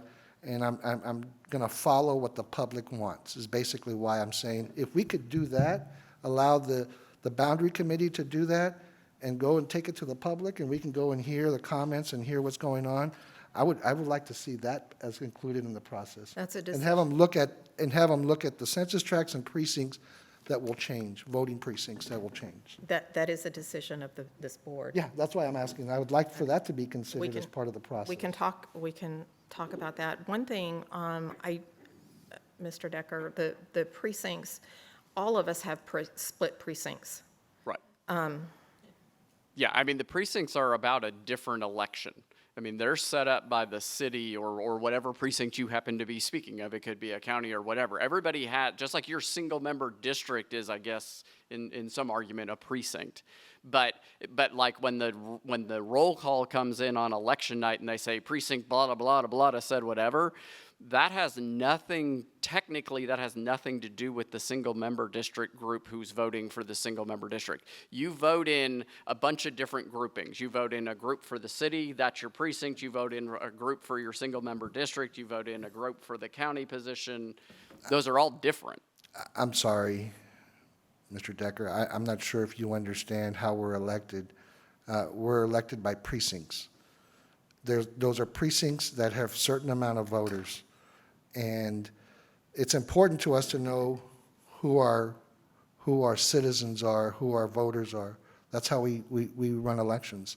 So when you say that precincts, it doesn't, it does matter. It does matter. So I'm not sure if you quite understand the process. I'm not trying to insult. No, Please don't the get that. single-member district area that you are in absolutely matters. And their voter registration card, if they change, right, if they went from single-member district 6 to 5, and I'm totally making up, that may not work. Sure.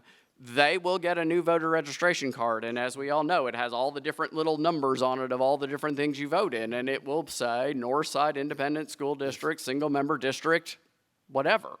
You could be in City Precinct 27 or 28 or 54 or any other one, but your election for purposes of the single-member district for the school board is, I'm in single-member district, right, whatever you're in. That's going to be based on precincts. So I'm not trying, maybe we can talk about this later on. I'm not sure that, I don't want to take too much time. But I would ask that if we could talk about, if we could include maybe part of the process is like, instead of us reviewing it, maybe we appoint a committee, like I'm just suggesting, the School Boundaries Committee, because they're pretty much familiar with a lot of the neighborhoods, the community, and they can take that presentation to the community and then tell them, hey, this is what it looks like. I'm not saying we stay out of the process. No, we should still have a say in it. I think we should always have a process in it, a process. We should always be included in the process.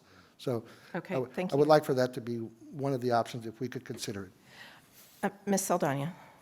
Gerald, do I understand correctly that what you're proposing is that we not be the first to look and prepare? You want us to step back, and you want a committee to do this, and then they bring it to us, or they bring it to the community, whatever, and so we're like second or third line No. to No, look we're at never going to this? be second or third line. We're always going to be involved in the process. We're just allowing the public, You're allowing somebody else to be the first line. Is that what you're which is asking? the committee, right? That's The a committee, that way the committee to be the committee, first line. and then it would be almost guaranteed, accepted by the public to say, hey, there was somebody outside of us as a board to say, yeah, this is a fair district. This is, we went through all the community. These were the same topics we talked about, and it was. And you're feeling that the reason that we should do that is because that It creates would- transparency. It creates would a be sense of transparent transparency and no public awareness. gerrymandering, Yeah. because we were not the ones, Right. okay. Okay, Ms. Saldana, do you have a question for Mr. Tucker? Okay. Dr. Harrell? I just would, because I don't understand precincts the same way you do, Gerald, and I thought I did before this discussion. So before I give it away, because it is one of our responsibilities, I'd really like to get on the same page with exactly the verbiage and get a common language before we give something to anybody, because I think that can cause more confusion. So maybe we look at understanding it or having common understanding based on what you're saying, because I'm not seeing it that way at all. So, and I did look at the information that was shared, and I do think our responsibility is to make sure that we serve our community, whatever our single member districts are, but that there is some sort of either, I don't know if the word's balance or whatever. And I also do think, I always get a little sensitive, because I do think we're very transparent, and I don't think that the process has not worked in the past and has ever been challenged. So I want to, before we add a new process, I'd really like to know a little more about how that process perhaps didn't work. But I just have some concerns around that, if we have concerns. If I may add some history, I was here, and there were two of us here at the last go-round. And I think I was here. It was 10 years ago, right, 2010. Rob? Yeah, I was here. On the board? Process was 2012. Okay. Oh, no, then I wasn't. It wasn't, then it was. So, as Mr. Decker had said, there was, this board had a meeting, decided on a couple of things, like where we would keep communities together. We had like 3 different criterias regarding that. Keep trustees and single-member districts. The demographer then drew what that possibly could look like within the parameters of what the data showed, and then brought it back to this board, and then we made comments at that time.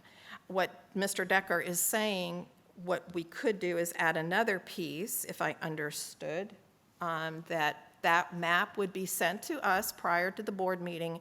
If we had any major comments, then individually we could go to Dr. Woods, and then just so that there's no improprieties about as Mr. Decker said, a walking quorum. We take that back to the meeting, we look at it, and then we go, and that essentially, we did something similar in the past. This board approved the draft. We took the draft to the community, had various community meetings, and they gave us input. At that time, I went to all of the meetings that we had. I think we had 3 or 4 within the school district. There were a handful of people that showed up and had comments, and we took those into consideration. Staff was there. They compiled the comments. Then we brought them back to the board meeting. And then so the community had input. I guess I would caution where the 7 of us may have some challenge in looking at something. I'm concerned about having the community look at it first. We're the electeds, and we know our community. So the community still has input.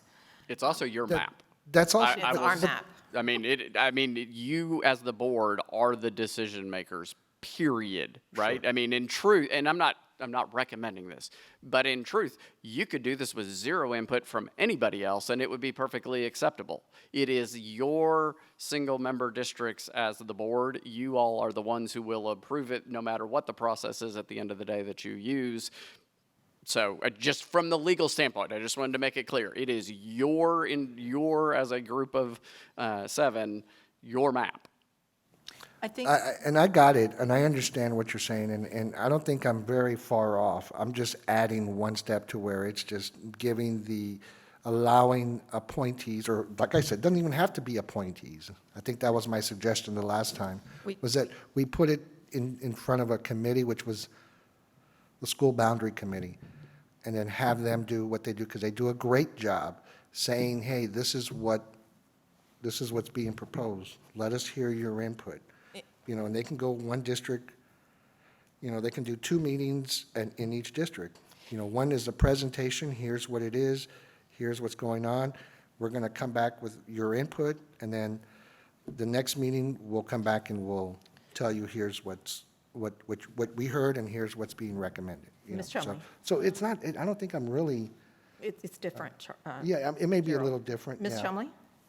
So Rob, I think because usually you and I communicate on the same page. I think where we're missing is, as you had said, that the demographer was going to come out with this plan, but you're talking about the demographer coming out with a plan after you have already shared with them the conversation that we had last time and any additional pieces that you pick up tonight. Yes. So it's not like they're just going to do this, they're just looking at numbers and they're going to put it together and send to us. You have specifically told them this is areas for which the board is concerned and wants to maintain within the integrity of their single-member district. Yes, I mean, Okay, in what they're drawing, they're well aware of where each of you live, and so that was not going to change. We did have a discussion in regard to high schools. We had a discussion about that you do not want individual feeder patterns, that is not a desire of the board. So, I mean, we've had that's what I said. I mean, we've had some of the general comments about it. And then the other thing is what, and I didn't bring that part in the slide tonight, is, part of the redistricting is you don't just upset the fruit basket and just say, hey, let's just draw brand new lines everywhere. That's not how the process goes either. So part of what the goal is to keep it as similar as it was before and make as minimal changes as possible, yet moving moving enough lines that we get within to the numbers. And make it look fairly, I remember Right. one time my district was this big bow tie. It was way out here, the little bit skinny, and then way down at the bottom. And it was Right. a very odd-looking district. And so when we redistricted the next time, even though my numbers didn't need to be moved, we kind of cleaned that up a little bit. Right. Didn't- Contiguous it didn't is the look- way yeah, that it that's didn't look phrased so in odd. it, and so And yes. so you've got that in there too. Yep. So Gerald, I understand what you're saying on this, but so let me just, I think the process we use for the boundary committee right now works well. And that is that the map's done, like the boundary, you know, how staff comes up and says, this is what we need on a boundary. And then they bring it to us. We have input into it, since what you're saying, Rob, and though even on the boundaries, we're the final ones that makes the decision. Then we send it to the community, and that is exactly where you're talking about where we will have that input. Yeah, and I think that's. And that, you know, and that's what I'm comfortable with, is I'm comfortable with that first map coming, that as with the things that we feel are important to us within the demographer's hand, we get the first map, we look at it, and then we send it to our communities and say, this is what we're looking at. These are the guidelines for which the board was given from a legal perspective on what we can do on a single-member district, on a redistricting. Tell us what you think, and then have that come back to us with that input. I like that better, Gerald, because I'll tell you, regardless of what anyone thinks, I try to be an ethical person, and I try to do what's best for the kids in the school district. So I know when I look at my single-member district, I'm not going to be looking at it from a perspective of what is going to be best for me to get elected and want something that's going to hurt somebody else or some other area. I can't say that in the political climate we're in right now, that there couldn't be somebody out there, Gerald, that absolutely does not have the best interest in the school district and very much wants to redistrict our single-member districts for a political advantage. And I want my hands on my single-member district first. And then we can have as much input. I just look at it very similar to what I think works with the Boundary Advisory Committee.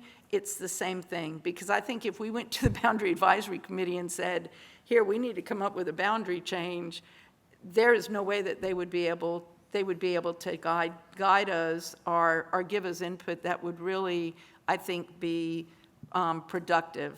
I think us working on this, and I trust each of us, I trust the members of this board to do this in an ethical manner and to do what's best.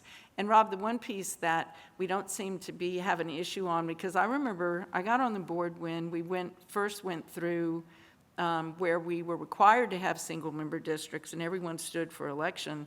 And part of the requirement from the Department of Justice, or Justice Department, whichever way, was that we had to make sure that we had X number of majority minority districts, which I have been in since day one, because mine was one of them. We had to have 3 of them, and it was 1, 2, and 3 were the minority majority districts.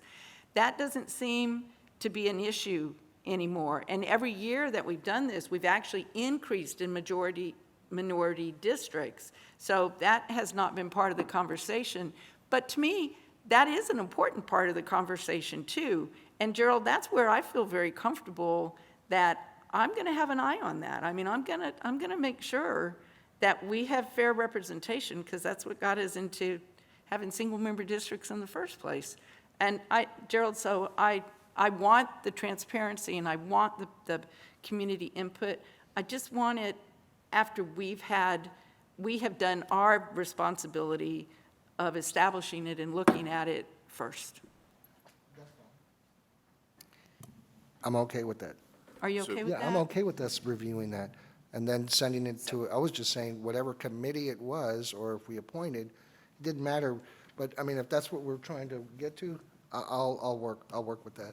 Well, and You what know, we can and- do too, Gerald, is if there are specifics, is we can make sure, and this is a piece that I think that we really need to work with the district on, because I will tell you, in the past, Karen, I think, because I did a lot of those meetings too, we had very little turnout.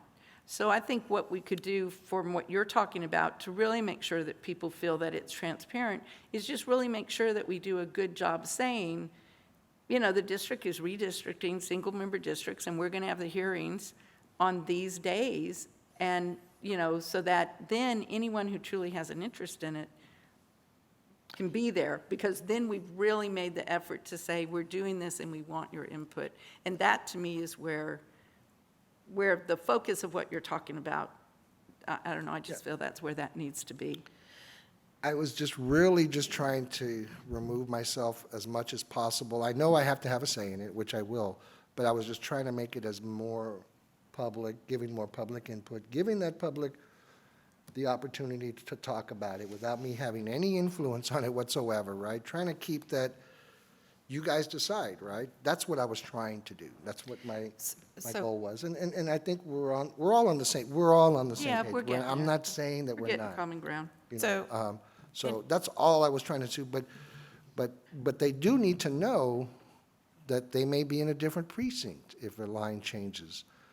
They do need to know that, you know. There will be some, depending on how big we each have to grow or how much we have to shrink, that's going to be important, because that was the biggest problem in this past election, in the primaries, was that the state approved the boundaries, and a lot of people didn't know where they were voting.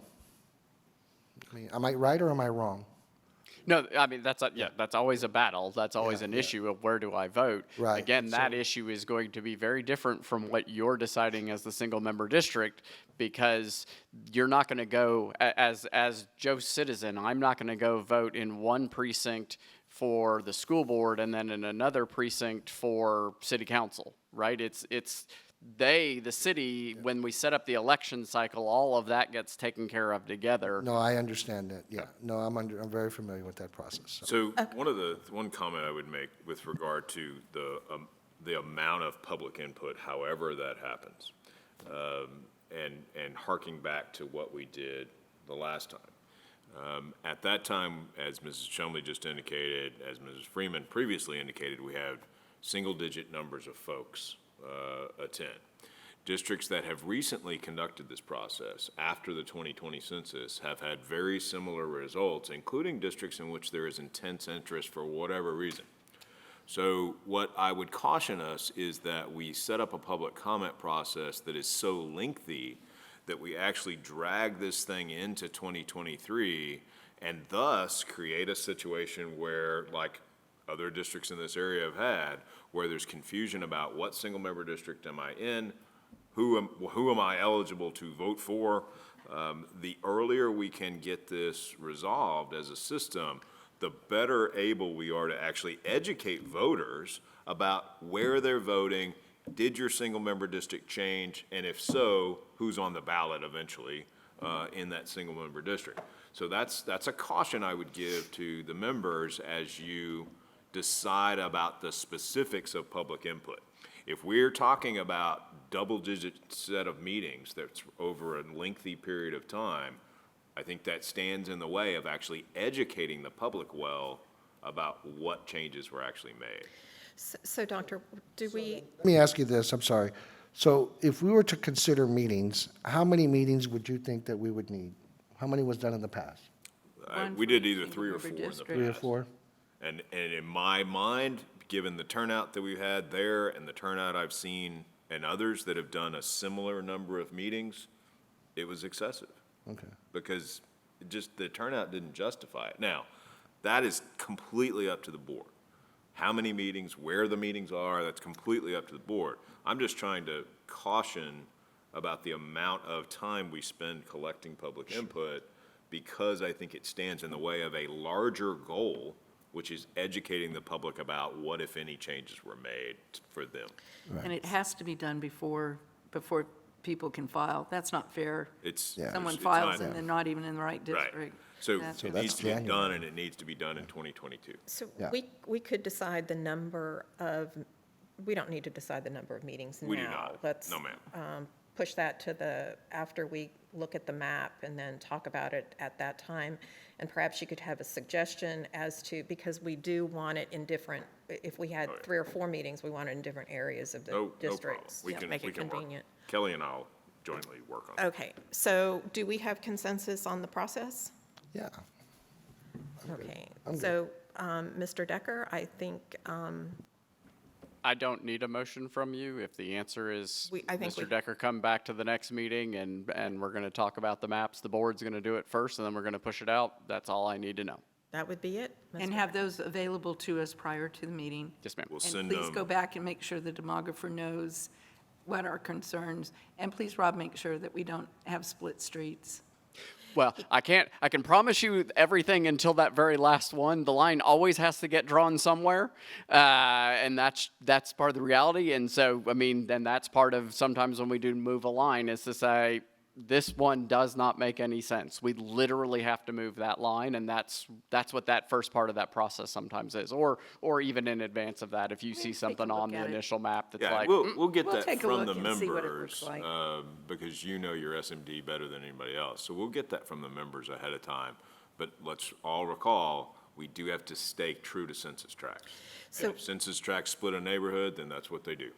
So you're able to, Dr. Woods, the meeting at the end of the month, the general meeting Yes, in August. Right, 23rd, and Rob is good to go.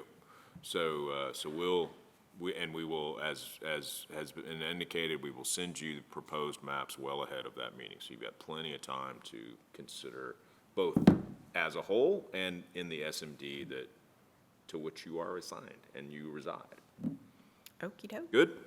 okay, Thank you. thank you Rob, very much. thank you. Good to see you. Thank you.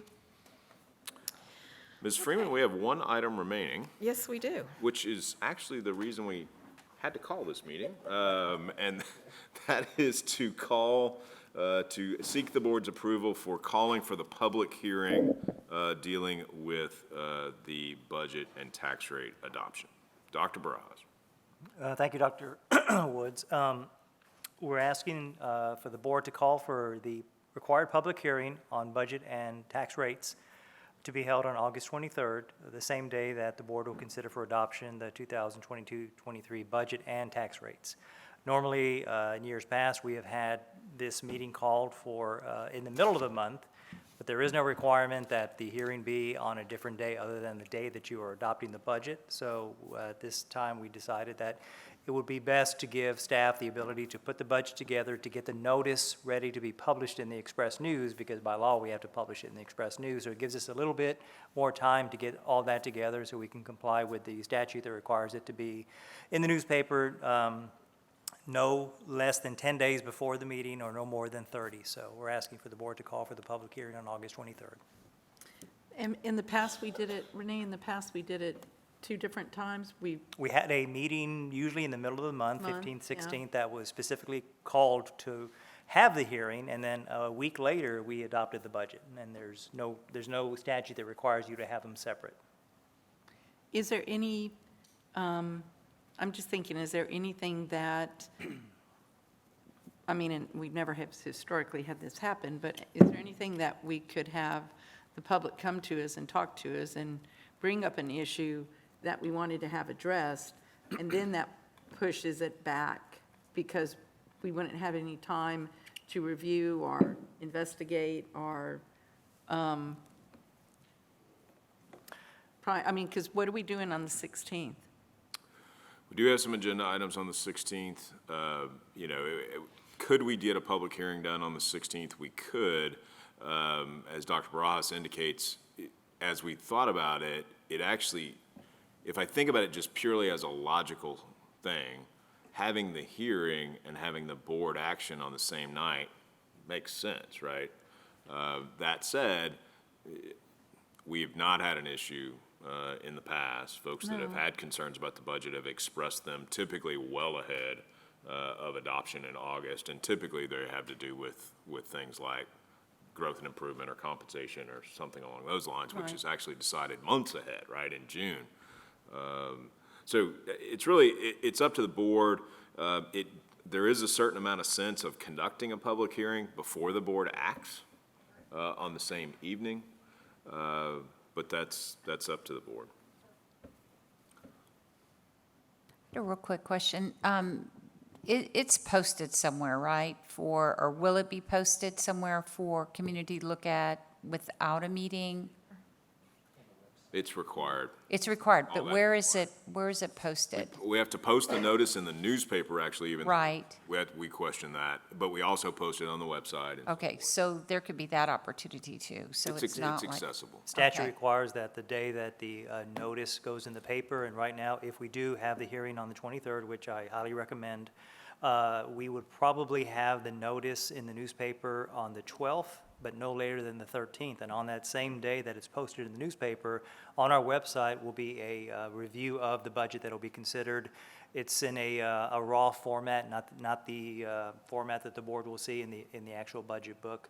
Consider that if the board tonight were to decide that, no, we want to have it on the 16th, we would have to have the notice in the newspaper by this Friday, and we don't have the notice complete yet, which gives us that room because we just received our certified values last week, and there's some stuff that has to happen between the day you receive the certified values from the 3 appraisal districts on the 25th of July and the time that you have to go through the truth and taxation calculation. So by pushing it to the 23rd, it gives us a little breathing room to make sure that the notice is correct, to have time to get it to the newspaper, which invariably comes back and forth because they have mistakes in it. So we send it to them, they send it back, there's mistakes, we have to correct them, we have to send them back, and we don't want to run the risk of it going back and forth and not meeting the 10-day requirement. Renee, real quick, Renee, how many times does it have to run in the newspaper? Does Just it once. run one time? Just one time. And does it have to just be one newspaper, or can it be multiple? The statute says any newspaper in your district, which in this case is the Express News. Right, Yeah. Dr. Harrell, did you have a question? Okay, sorry. So bottom line is, we would recommend the 23rd because of the timeline issues that Dr. Barajas laid out, that it's a safer move, we think, with regard to meeting the statutory requirements for posting it at least 10 days prior to the. And there's still an opportunity for public input. Correct. At the time. And Dr. Barras, I do have a request. We take this to the legislature every time about having to post this in the newspaper. Please come back to us in the August meeting and let us know how much it costs for us to do that. And I want the public to know how much it costs, because it's a lot of money. A lot of people don't get the newspapers. We publish it on our websites just like we do our board meetings. So we need to continue to, money is real tight, and I know it's thousands and thousands of dollars to put it in the newspaper. I just want to know what the cost might be. I have spoken with Ms. Rosti and said, since he's our governmental relations, if that's something we can talk to our local representatives about, maybe changing that law that allows us to post it on our website, which then would, of course, obviate the need to put it in the newspaper. We have control of it, but we'll see. All right. But we can come back to you We with a want a cost. dollar amount. Yeah. Okay. All right.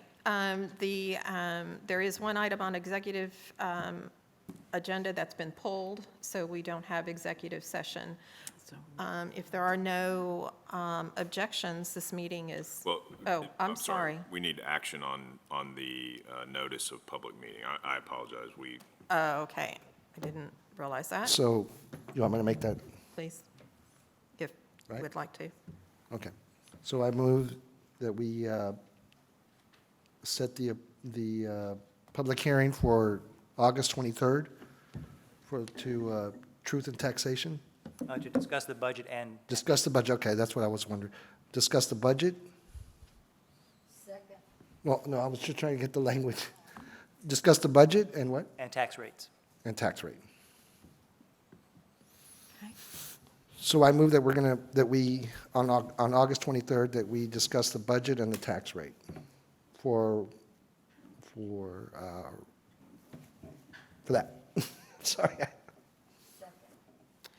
Okay, we have a motion and a second on the floor on the notice of the public meeting to discuss budget and proposed tax rate. All those in favor, please signify by saying aye. Aye. All those opposed, same sign. Motion carries. Thank you all.